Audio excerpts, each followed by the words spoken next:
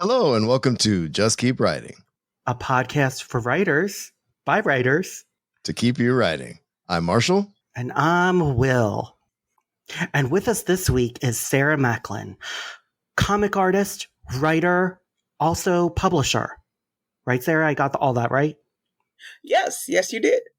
Yes. She's a triple threat, and we're so excited to have her sit down and talk to us. So, Sarah, how are you today? I'm doing pretty good. Very busy, getting ready for a con next week, but we're working on it. Which con are you going to? Yeah, what con are you going to? Heroes Con in Charlotte, North Carolina. I started going about 2 years ago, so this will be my third year. And I like it.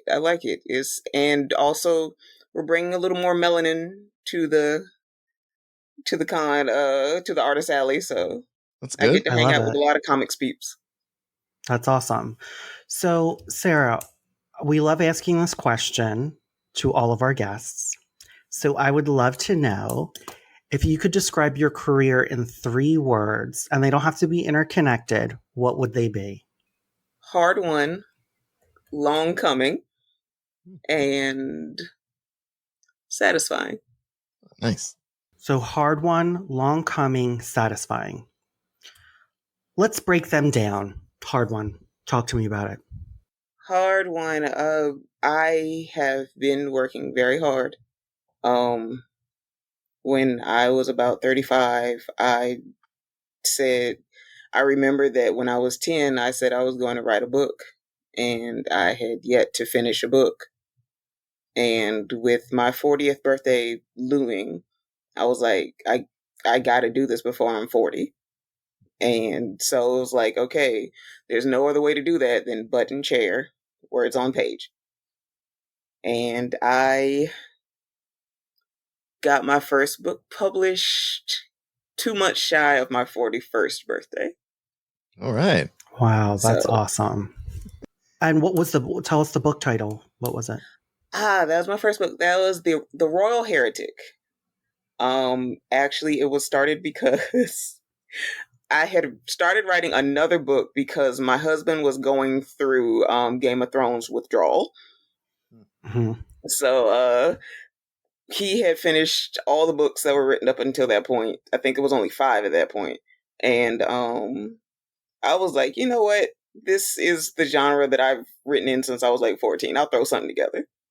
But then as I started just throwing that together, I started thinking about an actual story, and it just kept consuming my thoughts. So that turned into The Royal Heretic. That's amazing. I'm going to ask a follow-up question to that before we move on. What do you think, 40th birthdays tend to be so big because we think there's so many things that come with that number. Before then, what do you think stopped you from writing that book? Was it time? Was it just self-confidence? It was mainly discipline. I got married kind of young. I had kids in my early 20s. I got married at 25. So, I've got my little ones running around, and they were eating up a lot of time because they were small. So, but by my 30s, they were getting a little older and a little more self-sufficient. So it's like, okay, I'm going to be hitting my 40s. That's officially middle age. Do I want to be my parents' age and have regrets? So this is going to sound kind of down, but I only have so much time left on this earth. Yeah. And I don't want to have any of the things that I wanted to do as a child just go undone. So that's why I buckled down and wrote the book, and buckled down and started making comics for real. I love that. And I guess I have a follow-up kind of too. I've kind of told myself something very similar. Once I passed 40 and decided randomly to go back to grad school to get my master's. And I told myself, because I saw some other people I really look up to, like Maurice Broaddus and stuff like that, who were published later in their years. And I'm in my mid 40s now, and I've given myself the goal, like you did, kind of like by 50, I want to have something going, you know? Um, but I guess what I'm asking is, well, you kind of answered this already, but was there anything that shifted besides the kids getting older? Because I've have that now, and I have a book that I've finished, and I'm working on other stuff, and I'm just wondering what else what else was kind of getting you to the point to where, okay, now it's time to just do the thing. There were a series of little comics that had come out about that time that were talking about how to become a comic book artist. And it actually wasn't about the art process itself. It was how to be an artist in the industry. And one of the conclusions of the last comic, because there were 4 of them, it was, if you miss your deadline because you decided to watch the Golden Girls marathon, then there's nobody to blame but yourself. True. And I particularly took that to heart because I am an extreme procrastinator. I'm much better about it now. But it was like, if I don't get this done, there's nobody to blame. Yeah. I just have to sit down and eat my greens, so to speak. Mm-hmm. Well put. And I think like this, really does go into, like, it segues really good into long coming. Talk to us about that word. Oh, well, like I said, I first got the idea to write a novel when I was 10, because we read The Hatchet, I think. And that's the right age for that. Yeah. Yeah. Mm-hmm. So I had come up with this zany idea of this girl was like, I don't know, stranded on like a Hawaiian island or something like that. I knew nothing about Hawaii. I knew where it was on a map. But I just kept reading because I was always an avid reader. My parents were, while they aren't necessarily readers, they always strongly encouraged me and my brother to read. So there were books all over the house. But at at about 13, I started reading fantasy really hard. And so automatically I wanted to write myself into the stories. And not just fan fiction, but okay, my thing has always been, okay, this story needs a black girl. And that was just my quote unquote self insert into the genre. Yeah. So I had a whole series of stories about this black girl from Africa, quote unquote, who got to go to a magical school and met her best friend, which was loosely based on my best friend in 6th grade. And they became, a fighting duo and went on adventures once they got out of school. So it's like I've just been crafting a story since I was a kid, and slowly learning and getting better, and it was time when it was time, because I could not have written that book any earlier. I love that you said that, because I think sometimes, do you think if you had written earlier, what your books would have looked like then versus when you actually got something published? Ooh, yeah, I know what it would look like because I still have the book I wrote in college. Yeah. It was starring a white boy because I wanted to get published. And that was the way that I would be sure to get published, and I would get a pen name, but the story was horrible. It was such a Lord of the Rings clone without me ever having read Lord of the Rings somehow. And it was just your formulaic fantasy story, but reading far more than I had at that time, and reading at books after the genre started changing over, especially after I read N.K. Jameson's books. Mm. When I read 100,000 Kingdoms, that just blew my little world apart.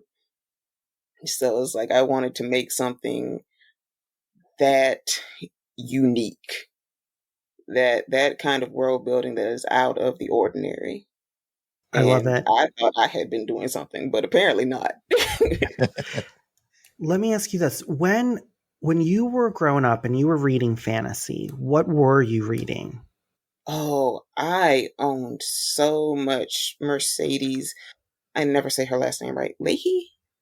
I think, or Lackey? it's Lackey. I always call her I think Lackey. I always said lacking in Yeah. my head, but Okay, yeah. Yeah. I flip flop. I flip flop since the 90s. But yeah, I owned so many of her books. And I think I own every single Tarma and Kethri story that she has ever written.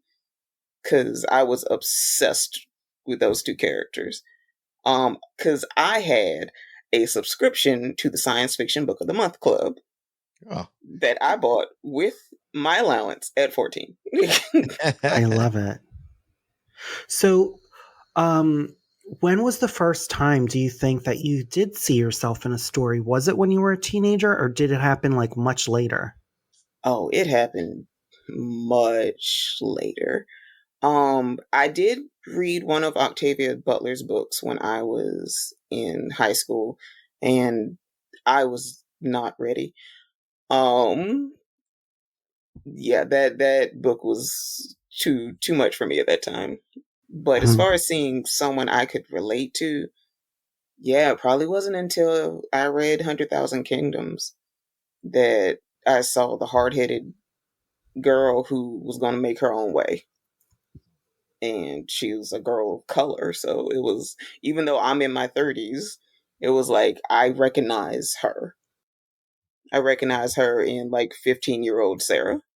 Because I think of this for me when I read Daniel Jose Older, because we're Mm. both Hispanic, and like I I'm like fangirling over Daniel. First of all, we've had him on the show, and I'm like a 15-year-old girl. Hey. It And was a lot. I'm just like, I was just like, oh my God, I can't do this. And what's hilarious about this is that like I work with celebrities all the time. Okay.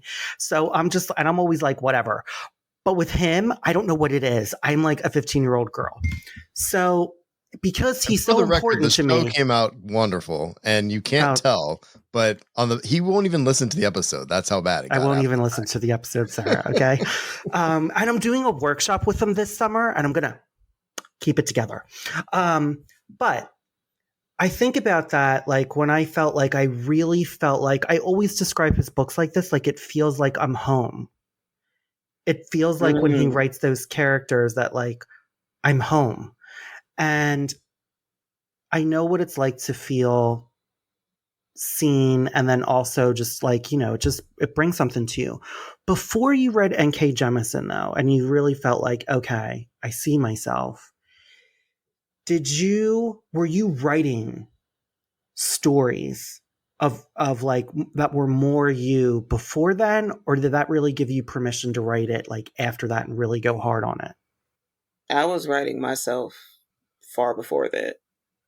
Um, because like I said, those, even in the story that I wrote in college that was starring a white boy, I was still talking about the effects of slavery in it, um, the various levels of racism in it. There was going to be a black character in it, but I never got that far because I was a constant rewriter at the time. Um, but I was always writing myself into the characters or into the spaces. Because I think my early 30s, I like stumbled upon other black people in the genre who were incorporating like African themes. And I was sitting here like, wait, this has a name. Other people are doing it. Other people have been doing it. Thank God for the internet. Um, Discovering that my home genre is sword and soul, which is the African bend on sword and sorcery and finding out about like Charles Saunders. And I actually first met Milton Davis, who's considered the godfather of Sword and Soul, uh, on a forum just by happenstance. And he had been writing it since like the early 2000s. And when he told me when he first started writing, he didn't know anything about it. And basically, both of us were trying to basically write ourselves into the genre. And that's, for me, it's like I am used to being the first Black person in the room. That's how I grew up. So it was like, it's like if there's nobody else here, then guess what? I'm kicking down the door. You're gonna have me today. You can deal with it. I love it. Now, the last word we're going to talk about is satisfying. Ooh, I'm so happy because the Royal Heretic was planned for a trilogy, and I'm so thankful that I actually got to finish the trilogy, and it wrapped up in April, and it's for the first time I did it. I actually finished my whole story instead of having notebooks upon notebooks just hanging out, collecting dust and haunting me. And I always wanted to have a bibliography, and I have a bibliography, and I've all my milestones that I wanted to get out of the way, I've done. And I'm at this wonderful point where I am free to just do what the heck ever.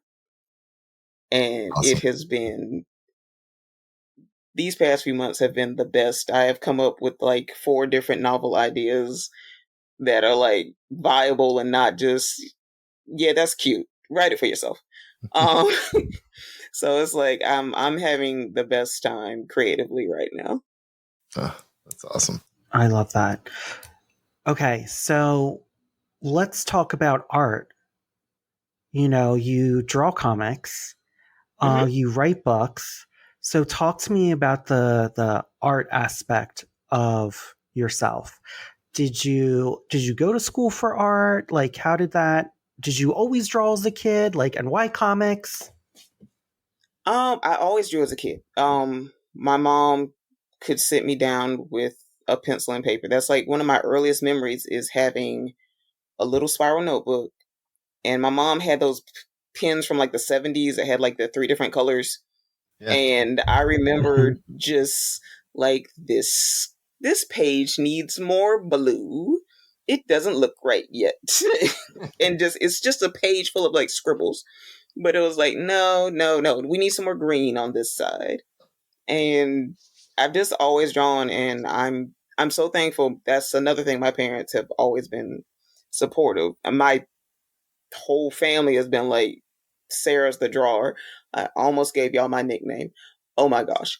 I could have cut it. I could have cut it. But yeah, my whole family has been like, yeah, Sarah's the drawer. She's gonna be an artist. And I went to school for graphic design, because I wanted a job.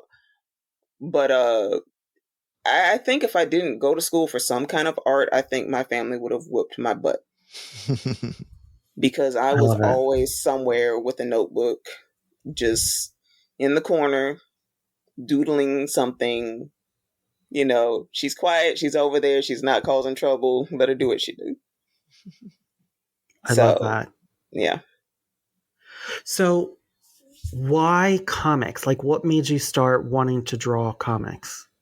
My parents are kind of geeks. Um, my mom probably wouldn't consider herself a geek, but she's the one that introduced me to Spider-Man because that was her favorite cartoon as a kid. And she actually bought me my first comic. I remember it was in Winn-Dixie, and it was a Spider-Man digest at the checkout counter. And my dad is such a dork. Um, he actually had a chest of comics that a friend left with him for safekeeping, and the friend never came back. And my dad made us one Saturday morning bag each and every one of those comics in that trunk. There were a couple of Thor #1s in there. They're in such bad What? shape though that they Oh could yeah. probably get 50 cents. But so it's like he's the one that made me a Trekkie. He's the one that drug us to Star Wars. Chewbacca. I remember Chewbacca scarred me. I was scared of theaters until I was like 12. So just going from reading comics to wanting to make my own was just a natural step. Cause, in middle school I discovered the X-Men. So of course I had my knockoff multicultural superpowered teens who the government is hunting. And, there was a ninja and a cowboy, and, you got to cover all the bases. I love it. So I come from just a really geeky family. So it's like, me making comics is not that big of a deal. I feel like my kids are gonna say that about me one day because I don't know. Like I got lucky because my parents did support me like across the board. My mom bought me any book I wanted. I was middle school age when I fell in love with fantasy. She just bought me every Dragonlance book I wanted. And I was trying to write and trying to draw and all this stuff. I realized I couldn't draw early on. But the point is my dad's not a geek, but by any stretch of the imagination, but they were still supportive. And I think that's a big deal, and I'm hoping that my kids one day are like, oh, my dad made us watch Star Wars, but I fell in love with it and now I'm doing this. Like, I don't know. It just made me happy to hear like that you had that support group and they were geeks on top of it. I just think that's awesome. So, Oh yeah. My kids say that about us all the time. I'm like, why are you weird? And they're like, we are your children. yeah, my kids, like, they're into some stuff. And I'm just like, oh, that's my fault. That's fine. I'm okay with it. Now, Sarah, when did you start like publishing comics? Ooh, I published my first comic only about 3 or 4 years ago, actually, because that was another thing. It was like I kept starting comics and stopping. I've started a couple of web comics, never got too far into them. But it was like, okay, finish one comic. And by the time I was trying to think of a story, I had actually been fortunate enough to befriend Stephanie Williams, who she was she wanted to come up with a web comic and contacted me because she had seen my art and we had been talking about stuff, and she wanted to do a web comic about parenting and making it, a little humorous.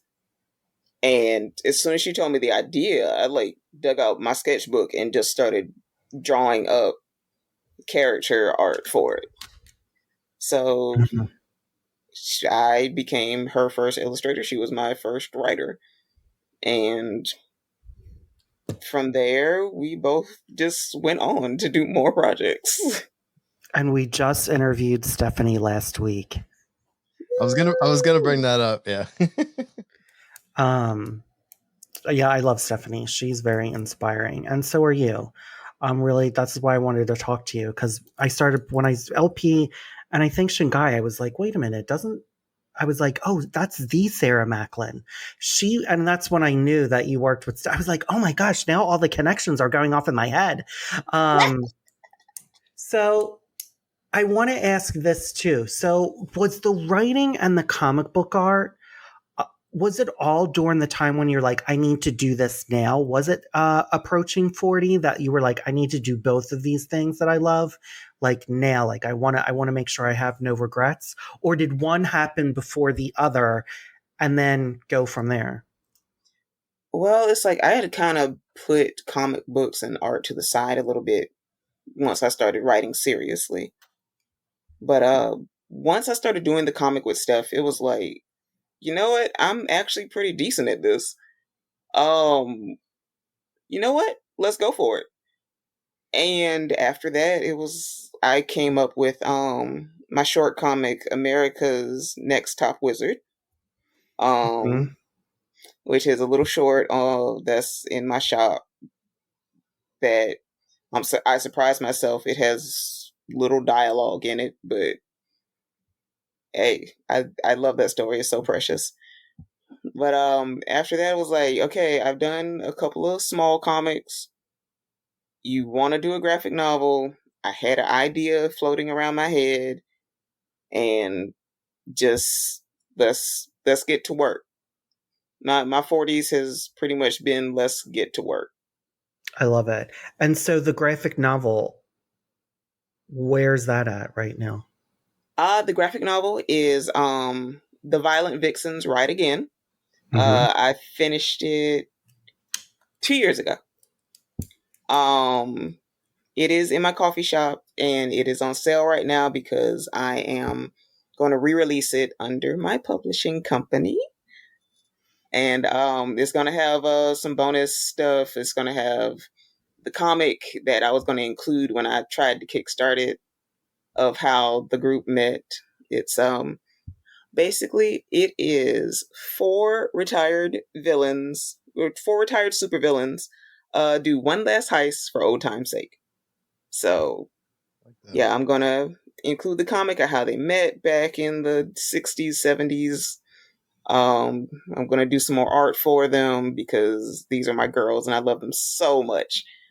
And yeah, I love I it. can't And wait. you're going to do a Kickstarter for the prequel, No. I'm gonna just re-release it under my press. re-release it. Gotcha. Okay, so let's talk about your press now, because then I still have like so many questions for you. Let's talk about your press. What made you want to do that and start it? The idea had been kicking around the back of my head for a while of starting black comic, uh, a black comic publishing company because I love the medium of comics. I really do. I wanted to go to school for sequential art, but Savannah College of Art Design is crazy expensive, even in 1997. And my dad told me I wasn't going that far away from home. That's like 3 hours. But it's American comics is stuck. And while I do love superhero comics, don't get me wrong, there are so many more stories that can be told and need to be told. And I see most of the black indie comic companies do superheroes and they do incredible work. But I know that there are more people like me, which I've always found out, that want to do something a little different. And I want to give those people an avenue. And especially with the times that we're in, I really wanted to give black women a chance because the comic industry is still so heavily male focused. It's crazy. So it's like at the beginning of the year I was like, you know what? Let's do this. So, I talked to some trusted people. It's like, do you think this is a good idea or am I just hyping myself up again? And everybody was like, no, you need to do this. So I pulled the trigger January 1st. So it's pretty recent. So you just started it this year. Yes, just started it. It was Burning Phoenix Press. We have our first project that is coming together. The Kickstarter will drop on June 20th. It's called Midnight Mystics, an anthology of fantasy comics by Black women. And we'll put that in our show notes and we'll shout about it on our socials. So everyone get on it. Um, what has it been like starting your own company? Like, what has it been? Has it been surprising, difficult, all of the above? this has surprising is the biggest word, because I'm realizing I'm an editor now, and it's like, wait, I just wanted to make comics. Mhm. But it's actually been really fun getting everybody together, because this project has received so much support and excitement, and I'm so grateful for the people working on it, because they're all excited to get started. Um, we have a great lineup of stories and a great lineup of talent that's going to be on this book. Um, and I really can't wait for everybody to see this. So it should be done by the end of the year, barring no craziness. And it's gonna be, it's, I feel this is the beginning of something huge. That's amazing. And can you talk about the other creators that are going to be on the project? Or is that waiting till June 20th? No. I have been talking about them. I will be I make posts about them. Let's see. First of all, Stephanie is writing a story for it. She will be accompanied by Ryan Oakley as her artist. Um, Toshi J, who is half of the founders of Midnight Comics, is writing a story, and that will be illustrated by Sally Lockhart, who has done, I'm pretty sure, covers for both Marvel and DC, and some other companies, I think. Um, I have a lot of new people. I have Aziza, the graphic novelist. Let's see, I have CJ Willis. There's so many people. I'm losing names. I have Phoebe Holmes, who I think has mainly done web comics. Uh, but this anthology is exactly what I wanted. The talent ranges from professionals to people who this is their first time. We have first time writers. We have uh, artists who are just getting started, and it's it's so beautiful. It's got to be really I, exciting for the folks that are new to it too, to see their name up with the folks that have been doing it. I think that's awesome. I don't know. That's all I had to say. It's not a question, but how did you go about and pick the people that were going to be a part of the anthology? Well, I put a call out. Um, I solicited three of the stories, and then I put a call out to fill the other seven. And I let people submit as either writer or artist, or if they did both. And had to go through submissions for the first time in my life, and that was something else. I need to learn Excel. Um, Mhm. so it was fun to see everybody's submissions and to read all of the story ideas. A couple of people who I just couldn't include in this one. I told them, look, I have your name down because I already know what I want you for next. oh, So Oh, I it's, love that. yeah, it's because prayerfully, hopefully, good vibes, whatever. If this is successful, I want to do a series, and I want the next one to be science fiction, and then I want to do another one for horror, and maybe one more. So sounds you awesome. have like a long-term plan of things that you want to achieve with like that with publishing specifically from your company. Oh yes, I hope to one day have to turn this over to someone because I'm retiring to Oh, I go love make my it. own little comics and write my little funny books and not have to worry about that. Now let me ask you this. Because you are writing prose, but then you're also writing comics and drawing comics, is there one that calls to you more than the other? For most of my life, I used to go through seasons. Uh, there would be like a couple of years where art would be all consuming for me, and then like a couple of years where the writing would be, taking up my mind. But right now, since I've gotten stuff done, it's been like all cylinders. I'm just making stories. Some stories come to me as a comic, some stories come to me as a novel, some I just kiki on my own. Mm-hmm. Do you feel like, just because I think about like some of the comic stuff I've done and like what I'm doing now, do you ever think of something at first being a novel and then you're like, you know what, actually this would make a good comic, or vice versa? No, because the way that the visuals come in my mind. Novel ideas to me always play like a movie.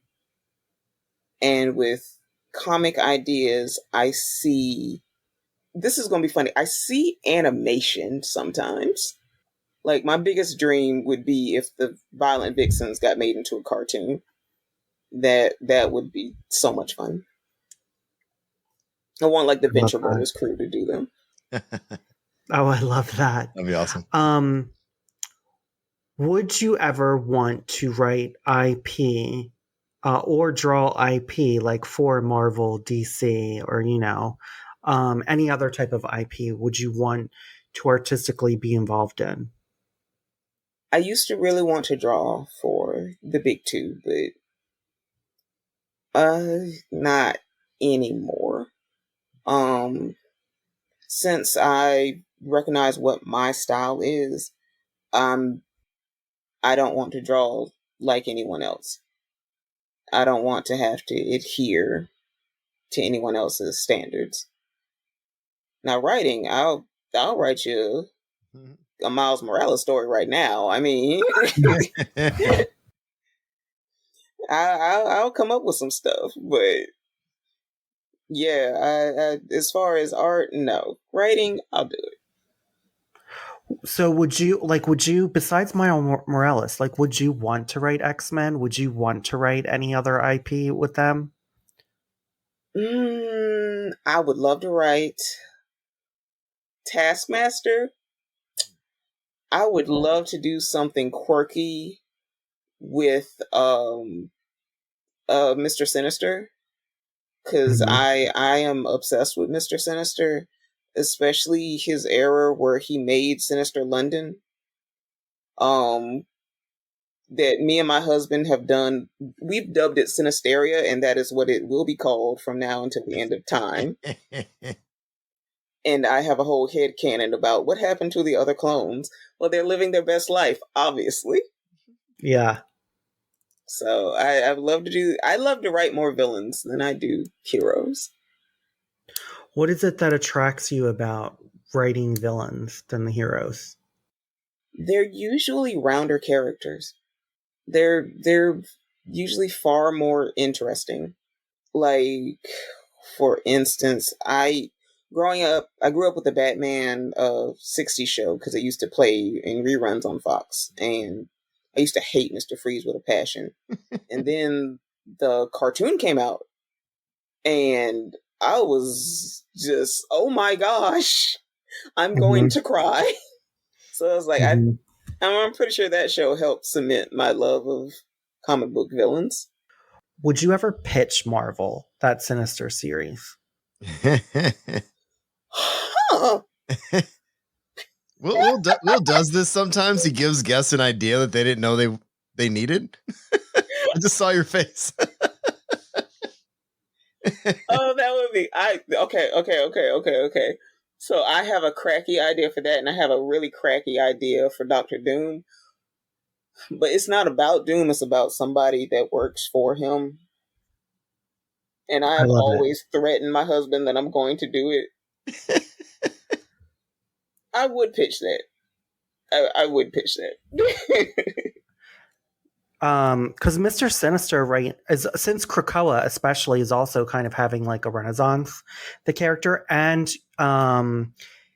Sinister is rumored, not that I know if it's official, the main villain for the new X-Men film, or for the X-Men, not just one film.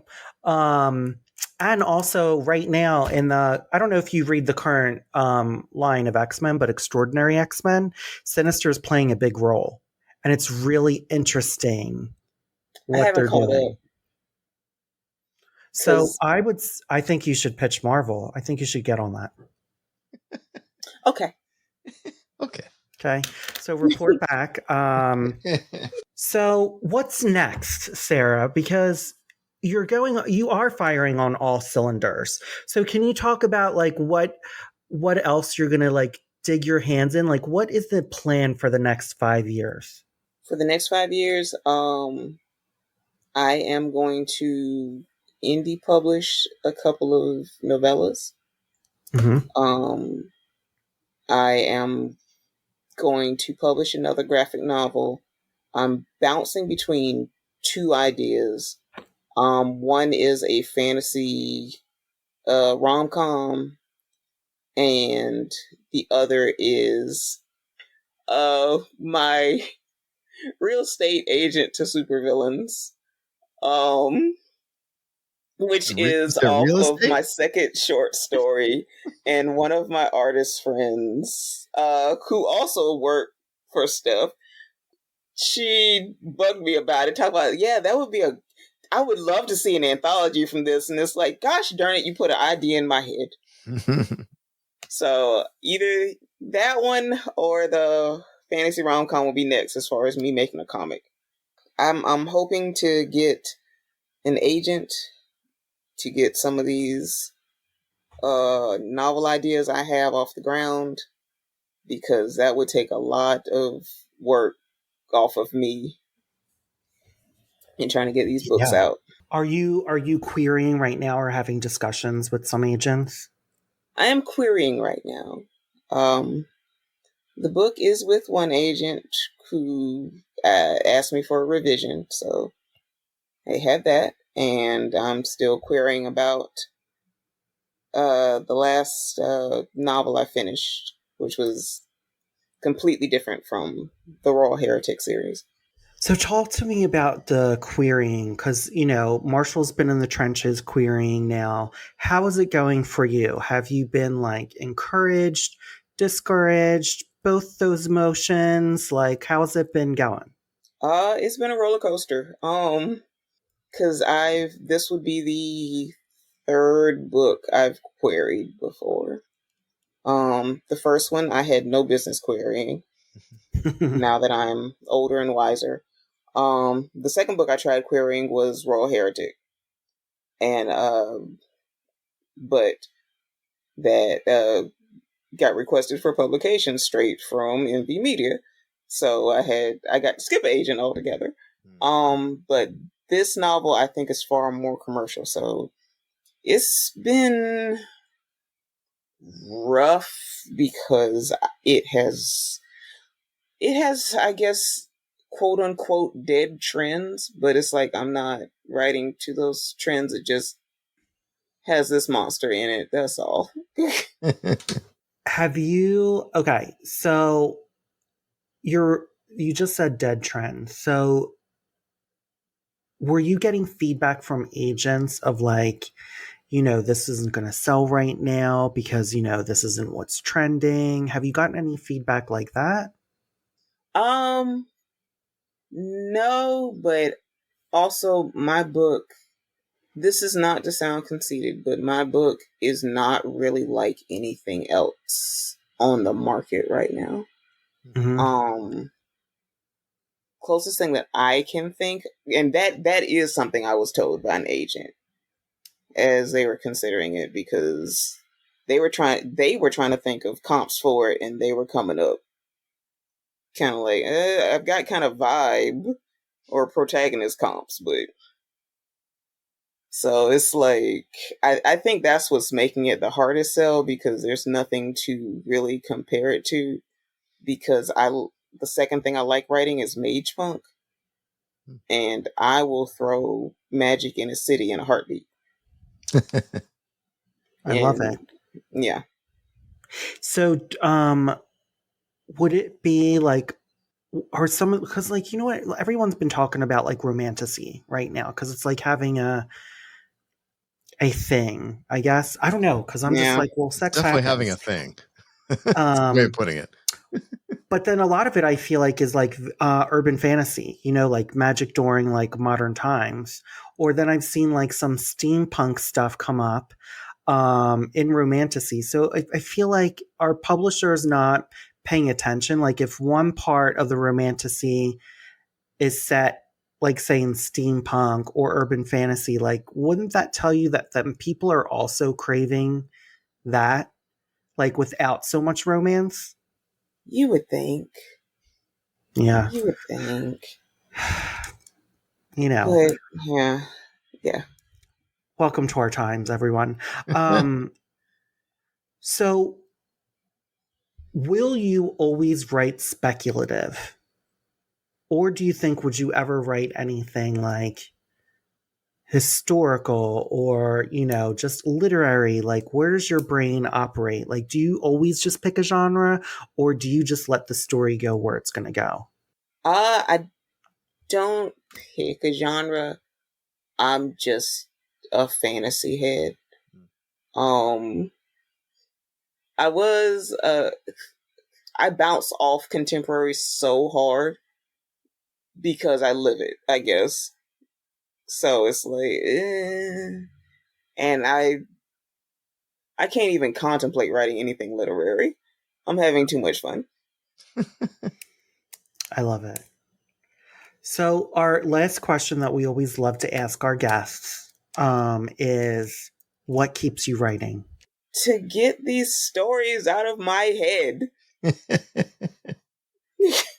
They keep coming and they clutter up my brain, and I am not a happy camper if I don't write. And what about art? What keeps you making art and drawing? It's a release. It's always been relaxing to me. It's fulfilling. It is one of the things that I was put on this earth to do. I like that. Now, do you? I know, random question after we just finished our last question, but you know what? I really need to ask this now that we just talked about it. Because you're like, I remember, I think it was in one of our episodes, or maybe it was something I read, that there isn't. You love learning, it seems, and you love to like learn everything that you can and like go for it. Am I correct? Yes. Okay. So it's like you're intensely curious about life. Crazily curious. Yes. So would you say like that's what really has fed you creatively, that insatiable curiosity? Absolutely. I have not finished a history book because I get in the middle of it and get an idea and have to go write stuff down. I'm still trying to get through the book about the Persian kings because every like chapter I'm just like, oh, that would be great. I need to use this somewhere. I love that. Yeah, it's just nice because I feel like I'm the same way a lot, just because I write and draw and then I paint and everything. So like everyone's like, you're so into so many different things, and I'm just always like, how can you not be? I don't know. Yes. Life's pretty fascinating. You know, I want to learn. I want to do stuff. You know. Oh, absolutely. All right. To let everyone know your socials, and also tell us about the Kickstarter when it's going to launch again. Okay, well, the Midnight Mystics Kickstarter is going to launch on the morning of Friday, June 20th. That will coincide with the start of Heroes Con. So if you are there in Charlotte, North Carolina, come by my table. There will be a QR code that will take you directly to the Kickstarter. And I hope that everyone supports. You can find me on Blue Sky at Killian Fantasy, KILLIAN Fantasy. On Instagram at Sarah_Macklin. And don't worry about Facebook. That sounds about right. I love it. All right. Thanks for Thank you, coming on. Sarah. Yeah, That was thanks for awesome. coming on. Absolutely. So much fun. And this has been Just Keep Writing, a podcast for writers, by writers, to keep you writing. You can find us at justkeepwriting.org. Follow us on Facebook, Twitter, Instagram, and YouTube. Feel free to reach out to any of us on our social medias, and please jump in our Just Keep Writing Discord channel. Links to all of that is in the show notes. Lastly, please support our show by going to patreon.com/justkeepwriting. We offer daily writing prompts, early access to podcast episodes, and much more. Thanks for listening, and just keep writing.